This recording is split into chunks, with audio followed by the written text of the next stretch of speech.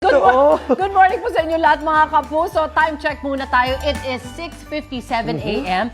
Eh ang tanong, nakapag-almusal na ba kayo? Tapos na kami. Tapos Oo, na. yes. Kung hindi pa, sabayan niyo po kami mga kapuso. Pero G ba kayo kung ang almusal, itlog ng ostrich? Ostrich? Ayun pala. Diba? Hi! Yan nga, ang laki niyan, ganda!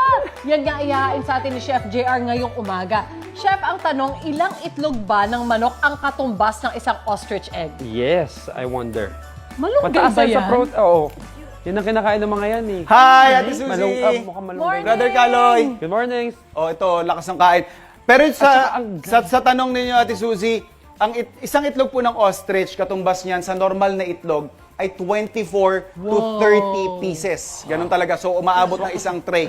Ang dami nung ating halaga or yung katumbas nito. At yun nga, binisita natin dito sa isang farm ng sikat na content creator. Diyos ko po, lampas 6 million lang naman yung followers na all across social media platforms. At syempre, 84.4 lang naman ang likes niya sa TikTok. Ang nag-iisa nating idol, Idol Romeo Katakutan. Pero, nasaan na ba si Idol? Idol, good morning, Idol. good morning. Ay, ayun yung si Idol. Good morning. Kukunin ko na yung itlog, ha? Ayun! Yan, oh, bagong ano. Wow! Ayan Isa. na, ayan na. Ayan, oh.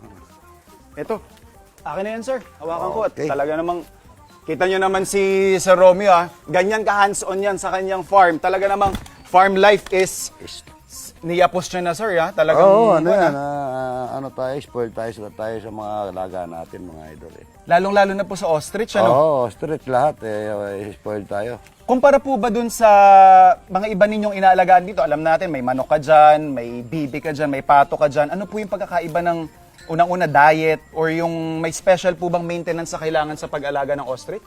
Oo, kailangan ng daon at saka gulay-gulay. Opo. Tsaka may yung pagka sa 2 linggo, kailangan mayroon silang graba na nakabiyak, yung 3/4 na graba. Graba. Wala kasi silang panlusaw. Okay. Pero syempre, dahil tayo inabutan ni Sir Romeo ng kanyang talaga namang precious na ostrich, meron din tayong regalo para sa kanya dahil nga suking-suki natin. Si Sir Romeo, eto po. Yan sir kita mo naman. Uy, teka, hindi ikaw. Si Sir Romeo, nangangalabit na yung... Unang ngirit, mga idol. Ayan, ang kanyang personalized apron. Yan, Okay. Bagay na bagay, sir, ha? Para akong nag-graduate nito, ha? Kulang na lang music. At syempre, dahil may ingredient na tayo, itutuloy na natin to sa pagluluto. Sabi nga natin, sir, 24 to 30 pieces ang katumbas ng ostrich egg, di ba? Oo, ng itlog ng Lego, O yung mga ito, mga laying mass na mga pinapakain dun sa mga marami kwan, tayo ano? niyan, oo. Tapos, sir, ano pong kwan ito? Maraming nagtatanong kasi, mga ilang piraso po ito na itlog sa buong taon inaabot yung inyong ostrich egg? Bawat isang pares, maabot siya ng 36. Sa isang buong taon na po yun? Sa isang buong taon. Okay, pero may balita tayo, iba, minsan, pag talagang kalakasan pa mga itlog, umabot minsan 100, ano? Kulang. Pagka tuloy-tuloy, pero yung iba, wala na siya lang fertile. Oo nga, depende rin sa edad po yan, ano? Okay. Tapos, ang pinakamagandang tanong dyan, sir, magkano ba yung isang piraso ng ating ostrich egg? Yan, ang presyo niyan sa lahat, alos 5,000. 5,000 pesos? 5,000 Ay, yan. grabe naman yun. Pero, Masustansya kasi yan, idol. oo nga po, yun yung isa ring papaalala natin sa mga kukonsumo, talaga namang mataas sa cholesterol ito. So kung may mga health concerns kayo, hinay-hinay po sa pagkain. At ito, idol, syempre, alam naman natin, pang malakasan ng mga niluluto mo sa iyong mga content online, syempre, susubukan nating tapatan yan. Oo. Magluluto tayo ng sarsyadong lapu-lapu, ha? Lapu-lapu, ha? Sa Kapampangan, ang pangalan niyan, sa Cardillo. Cardillo? Cardillo, pero sa Tagalog, sarsyado. Okay. So yung proseso ko naman, sir, ng sarsyado, same lang din sa mga nakikita ko sa iyo online. Nagigisa lang tayo ng ating aromatics. So may sibuyas, bawang, at kamatis tayo dito. Tapos, syempre, pasasarapin lang muna natin ito by adding yung ating tubig. At syempre, titimplahan natin ng oyster sauce.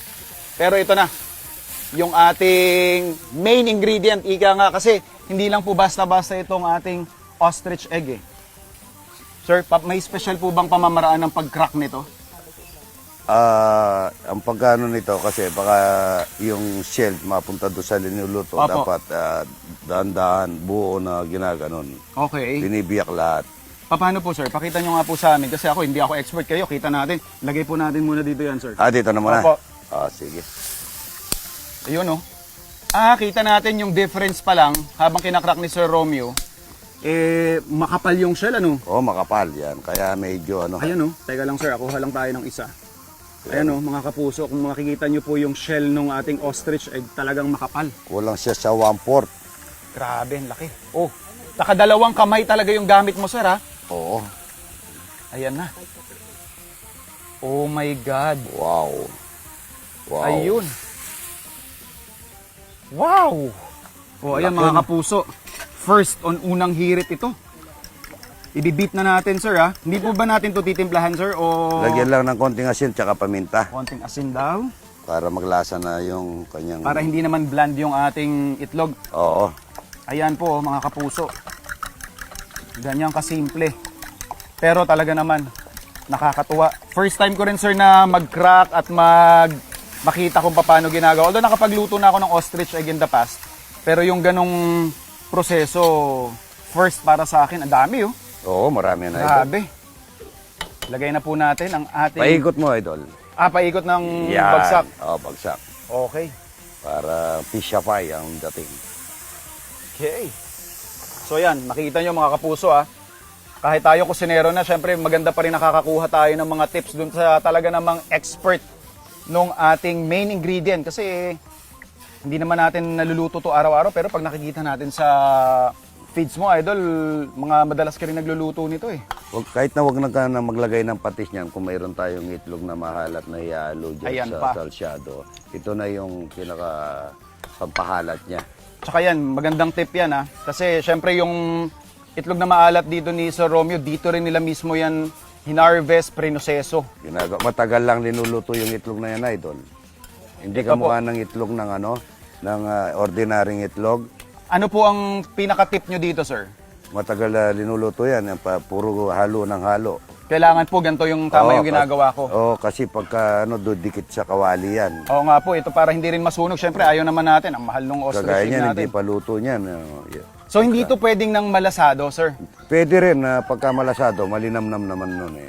Okay. May gustong may malasado, may gustong hindi malasado. Pero pwede naman po yan iserve ng malasado pag ostrich egg. Oo, pwede, Okay. pwede. Paano po ba nabubuo yung itlog ng ating ostrich egg, sir? Paano nabubuo? Opo, yung, kumbaga yung cycle nito. Yung parang nagkaka-fertile? Opo. Pero ito talaga ganito yung pinaka magiging itsura niyan, ano? Oo, yan. Para siyang sopas ang dating. Kasi, Malabnaw talaga. kasi mas lamang yung itlog kaysa doon sa kamatis at saka Opo, tama. Itong ganito, sir, na texture. Kaya pag nagluluto tayo ng ganyan, dapat yung marami siyang kamatis talaga. Yes. Mga 3 kilo para dyan sa isang itlog na Sa yan. ganun lang po. So kulang pa pala yung nailagay ko. Akala ko ang dami na nun. Mga half kilo lang yun, sir. Pero sa sarap naman, dahil kung pampamilya lang, Okay na po ito. number 1 na yan. number Eto, sir. Satisfied na po ba kayo sa consistency niyan? one. Ay, na ito? okay na yan, okay na yan. Alright. Siyempre ito. Yun yung ating na pre-cook na natin na lapu-lapu. Siyempre, tatapatan Lapu-lapu. natin yung ating main ingredient na Bango, isa ring no? masarap. Oo nga eh. Bango. Ayan, oh. Sabi nila, pagka mabango yung linuluto mo, yung nanonood, tapos sinungaling, hindi yun nanonood. Nasa inyo yan, sir. Kung sa nakikita naman natin, hindi. Masarap na masarap talaga. Tsaka syempre, lalagyan natin ng toppings to, sir. No? Topping ng itlog na mahalat, yan. Yun, oh. Maganda. Eto, ang sarsyadong lapu-lapu. Syempre, may tips from the one and only Romeo Katakutan na kilalang kilala sa kanyang mga cooking videos at mukbang online. Syempre, konting garnish. At syempre, mga kapuso, alam ko kanina pa po kayo nagtataka, nagwa-wonder kung ano bang lasa nito. Abangan po ninyo yung mga kapuso. Pero eto na muna ang ating sarsyadong lapu-lapu gamit ang ostrich Itlog ng egg. ostrich, idol. Ayan, mga kapuso, simpleng-simpleng recipe pero very priced yung ating mga ingredients. simple techniques pa rin. Pero eto, always a pleasure na makasama natin ang kaibigan natin ni si Sir Romeo Katakutan. Mga kapuso, may mga solid pa kami ipapakita sa inyo mamaya. Kaya tumutok lang sa inyong pambansang morning show kung saan laging una ka. Unang hirit!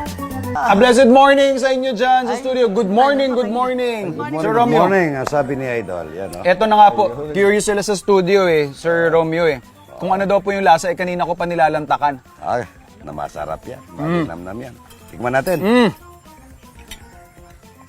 Ang lasa po niya, I think it's deeper, it's creamier kumpara sa normal na itlog.